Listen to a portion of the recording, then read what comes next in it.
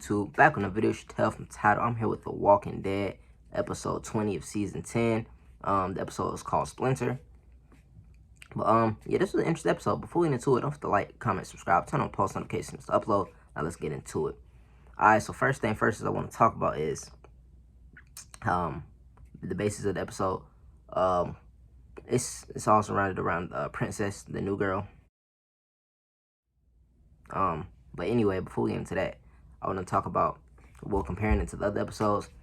This was probably one of the better ones. I know I said about last episode, only because this season has been, well, the second half of the season, we could say the last 6 episodes, whatever you want to call it, has been starting off really, really slow. This one at least had some action in it. Outside of episode 16, the rest of the season has been pretty slow. Just telling us about the past stuff, which I guess you could kind of say about this episode, but nothing took place in the past. Like, it just told us about the past, necessarily. So, I wanted to get that out the way first to let y'all know if it was good or not. But yeah, I liked the episode. It was a pretty good episode compared to the other ones, at least. But anyway, all right, let's get into it. Let's break down each part. Now, this episode was really, really confusing. Like, I don't know. I still don't know right now, and I'm finished watching it. What was real, what wasn't real. But anyway, it started off with Princess, which the whole episode was only her. I mean, we seen other cast members, but we don't even really know if we actually seen them, or was it like her imagination. But I'll get more into that later. It started off with in the little train thing, in the train, whatever, in the little thing locked in there. And actually, you know, like when Rick and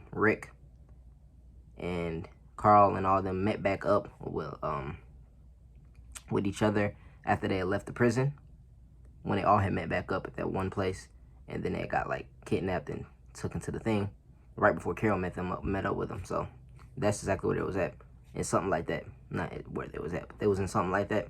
And yeah, so she was trying to find a way out of there, but first she seen a little hole. She started digging at it, and she heard the other girl, can't think of her name honestly. It's Princess Ezekiel, Eugene, and then the other girl, I can't think of her name. But yeah, she was in the other thing, and she was hurt because, well, first thing first, they weren't nice at all. They weren't good people, whatever. I guess it was a setup to get Eugene to come in there or whatever. And yeah, so they beat them down, threw them in the little train junks, and yeah, that's how they end up in there anyway. Well, actually, we don't technically know where the rest are at, but I'm assuming they're in something similar to what she's in. But anyway, yeah, she said she was in the junk next to her. She could hear her talking and stuff like that. And out of nowhere, she passes out. The people take her.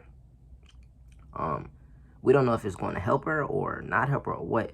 But I'll get more into that later because it all kind of makes sense, but not really.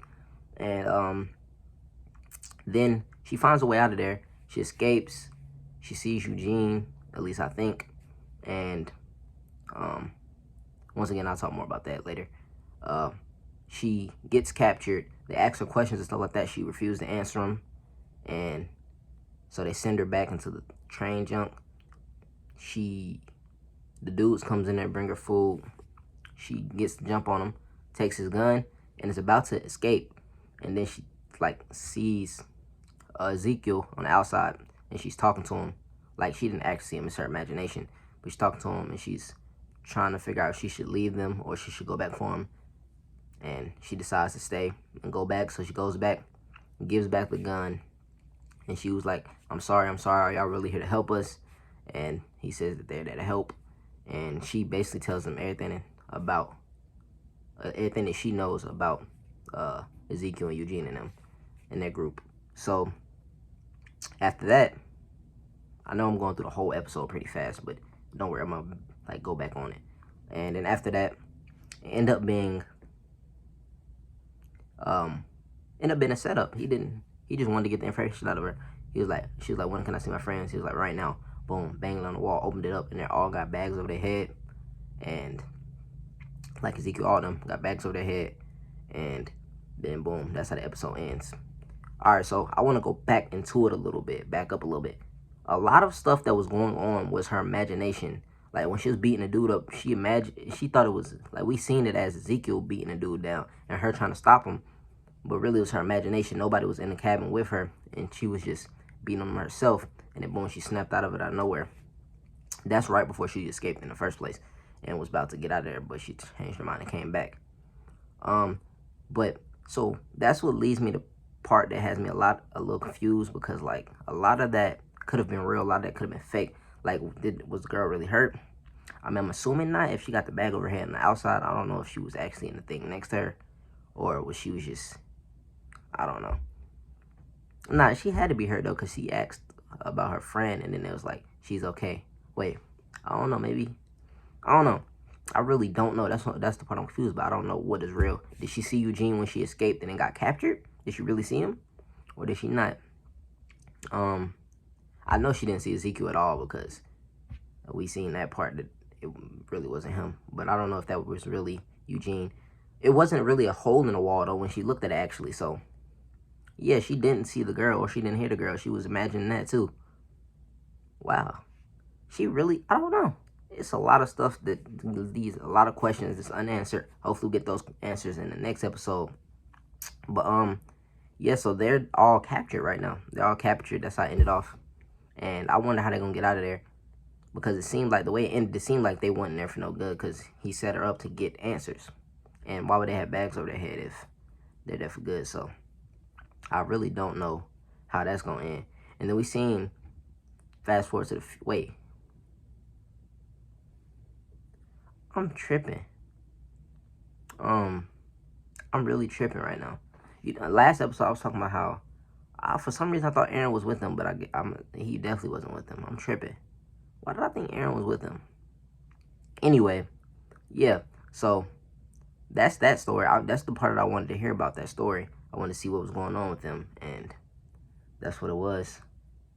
But I mean, I don't see a way how they're gonna get out of there unless the people are willing to let them go. Like, it don't seem like they can get out of there by themselves.